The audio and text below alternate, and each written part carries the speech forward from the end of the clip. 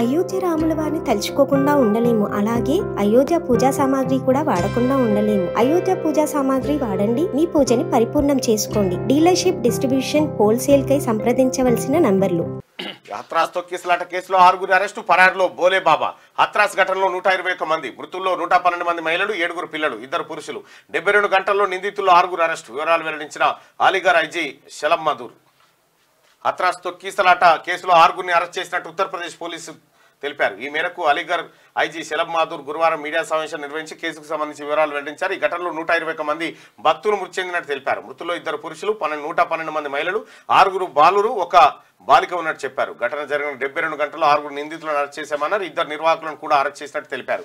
ఈ ప్రమాదంలో 121 మంది మృతదేహాలు గుర్తించినట్టుగా చెప్పారు. ఇప్పటికే పోస్ట్ మార్టం పూర్తి చేసి అయితే ఈ ఫస్ట్ ఈ బాబాను అరెస్ట్ చేయాలి. ఫస్ట్ ఈ బాబాను అరెస్ట్ చేసి లోపల వారైతే అయిపోతుంది.